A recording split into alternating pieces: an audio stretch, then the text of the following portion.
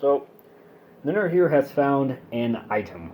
Again, there's probably some spelling errors in these. I actually looked over a couple of these and I said, "Geez, I really didn't read over these super well." So again, I apologize if you're like, Tom, yeah, you can't really spell all that well." Yeah. Anyways, so the nerd here finds the Walkman, which in this case was my reference to Tale of the Hatchling. It was one of them. And so, as a use an item action, the protagonist or the hero may play music on this Walkman and reduce one monster's speed scale of their choice to 0 until the end of that monster's next turn. The monster must be within 3 squares of the protagonist. So, in this case here, the the nerd has a Walkman. Each of the characters can only have 3 items, but they can have equipped in their left and their right hand 1 item each. The 3 item limit doesn't count for that, so you could technically have 5 items. But in this case, that's all the nerd can actually do on this turn here. On his next turn, assuming that there was a monster, he could use that Walkman item. Again, since there aren't any monsters here, he's not going to do anything. And so now it is the jock's turn, and the jock can move 4 squares because his speed is 4. So we're just going to simply 1, 2, 3, 4. And what do we got? The Hunter Art Gallery from Tale of the Unfinished Painting, which it's actually just called Hunter Gallery, but I wanted to make sure people knew what it was. So with that being said, a card is drawn here, an item. Alrighty, so an item here, Cochrane's, I can never say that guy's name, I just want to call him Cochrane. But obviously I know that's not what his name is. Anyways, his harmonica. If this item is equipped in either the left or the right hand, again, you can have an item equipped on the left and the right hand. And I promise I will go more into that once combat actually starts and you can actually do something on it.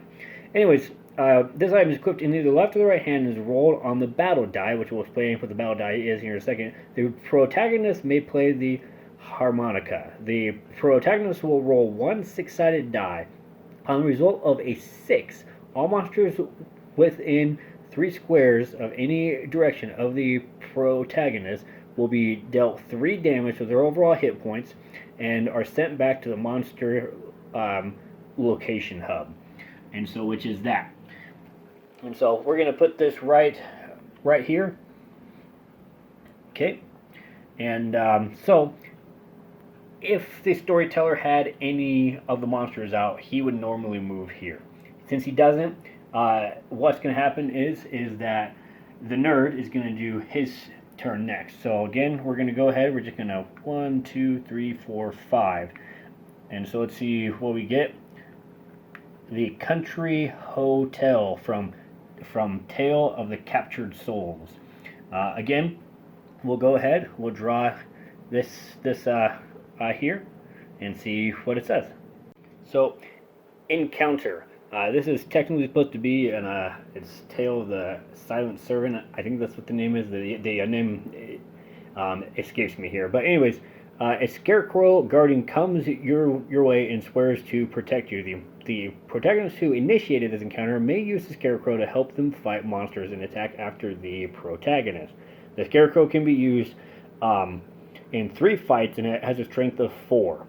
After the 3rd fight, the scarecrow no longer functions. So, again, this isn't so much of an item. This is just a helper who will help you out with a couple of fights. So we're just going to keep him here.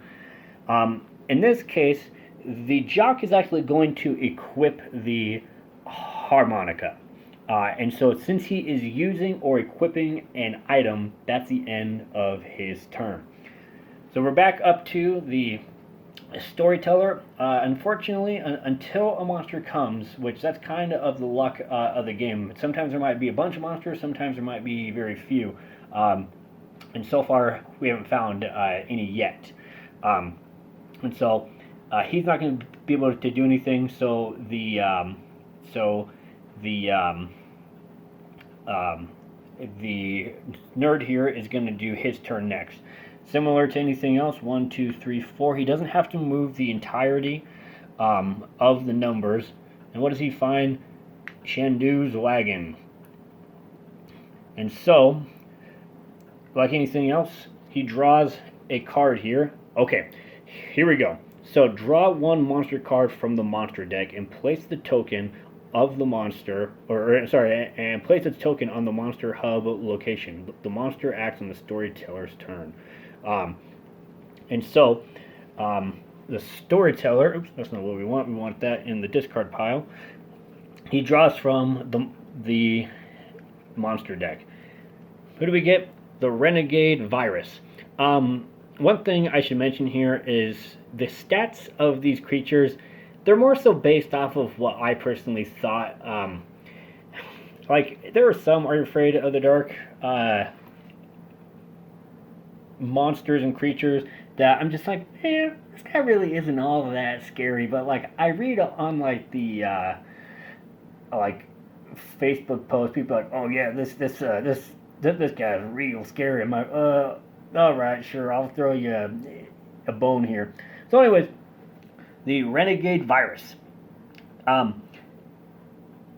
For the hit points, the number shown on the card is based off of if you have all 4 of the heroes playing. It goes down by 5 for every hero that's not there. So in this case, the monsters actually only have 20 hit points. It's kind of like the actual heroes here. They have their own skills and stats. So a monster doesn't try to attack; they only try to scare. So in this case, he had a scare of 6. I always thought this guy was kind of on the creepy side. He has a defensive 2, so he's not going to be able to take a whole bunch of hits, and he has a speed of 5. The speed works similar to the hero's speed, aka they can move up to 5 squares. So let's go ahead and find his guy here and put him on the board.